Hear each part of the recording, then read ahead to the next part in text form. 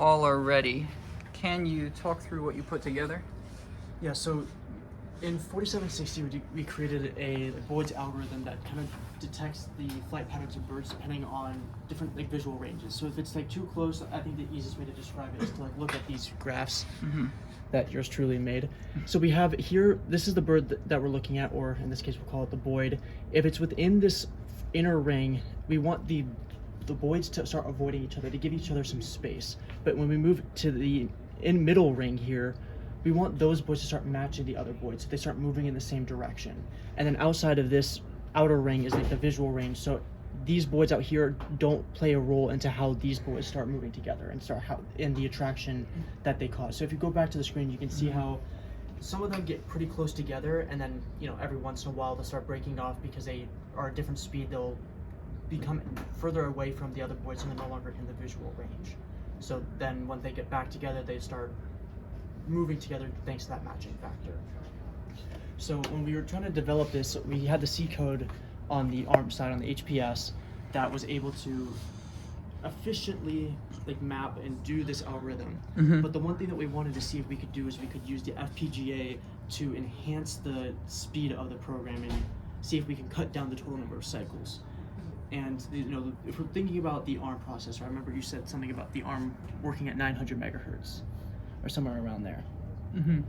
So what we noticed is if it's running at, because this right now is the FPGA implementation, if we were to run the ARM implementation, it would be running around 100 microseconds, which means that if we do just some simple math, we're probably looking around 90,000 cycles per iteration of that while loop, to complete the while loop before updating the next frame. So on the FPGA, eventually we were able to achieve 45,000 cycles. So we were essentially cut this number of cycles in half. But some of the big bottlenecks that we're seeing is the reading and writing bidirectionally through the SRAM. So originally we had the SRAM running on the system clock around 50 megahertz. That did cause a little bit of stutter where it seemed like it was not really running. This looks definitely like it's running at 60 frames per second, but out of 50 megahertz it looked like it was just under 30, so it looked a little choppy. So we ended up switching that over to 100 megahertz clock speed, and it looks a lot smoother, where it looks like it's more of a fluid motion rather than stop and go. Okay. So the one thing that we really wanted to do, I think the easiest way to describe that here is to kind of take a look at the ARM implementation to get an idea of how we were going about implementing this algorithm. So here we just have the initialized Boids, which are just setting up the array of Boids that just hold the struct, sorry, that holds the position and the velocity of each one, and it just sets the color to be white so it's easier to see on the screen. And the spawn is just kind of setting random points within that white boundary so that they'll spawn within. And then the draw arena, it just draws the white lines. So, but I want to go up here, wait, where is, oh, I want to take a look at this one. This is the ARM implementation. So we have a lot of the fix 15 for the fixed point data types for the turn factor, the visual range, protected range, centering factor, avoid factor, matching factor, and then the max and minimum speeds, and then biases. So yeah, here's the struct that we're using to instantiate all the Boids, and then there's just an initialization. So what we wanted to do is, when we have that white boundary, we need to be able to check to see if it's outside of that boundary. We want it to be able to turn back into the boundary, so it's in the center.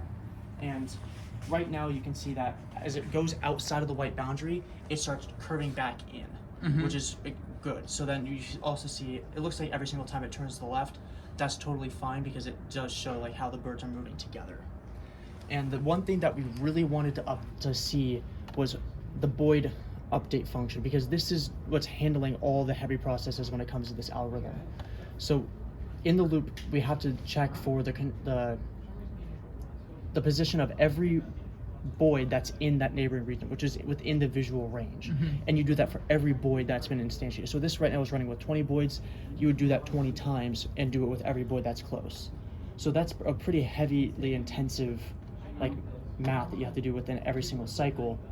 And you have to do the X position average of all the Boids within that visual range. You have to look at the number of neighboring Boids and find the X position average and Y position average, and also their velocities, and kind of normalize that data to then be applied to the other Boids within the visual field. So then we have to do a boundary check, which we're seeing with the Boids coming out and turning back in.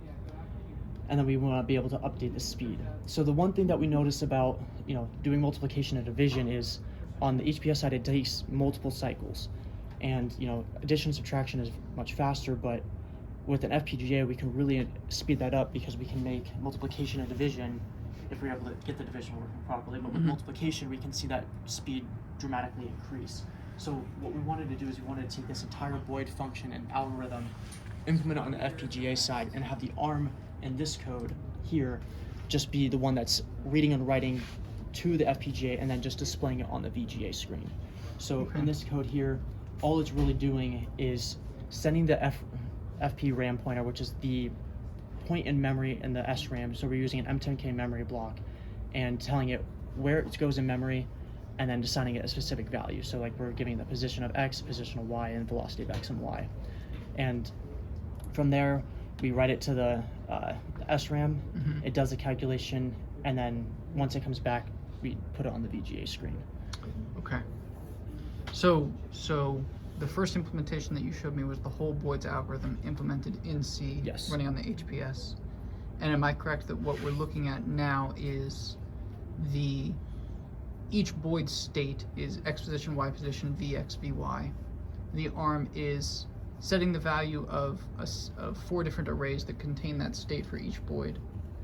And that's in shared memory with the FPGA? Yes. So that the FPGA can then look at the Boid data that appears there, do the whole Boid update, and communicate the new X, Y, VX, and VY back to the ARM just to draw. Yes. So you've offloaded the entire Boid calculation to the FPGA instead of the ARM. Yes.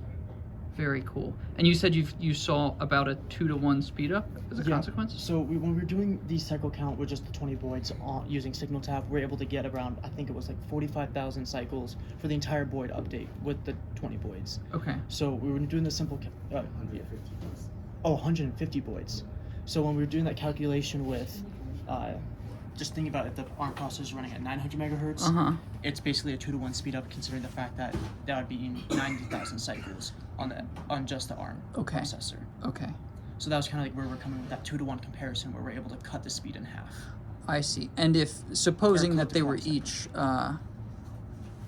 so the speed increase would be more dramatic if they were running at the same clock speed. Yes, because the thing is with the FPGA, we did try to increase the computational speed. We tried changing the PLL. We connected a PLL port to all of our computational modules, and we initially started at like 200 just to see what would happen.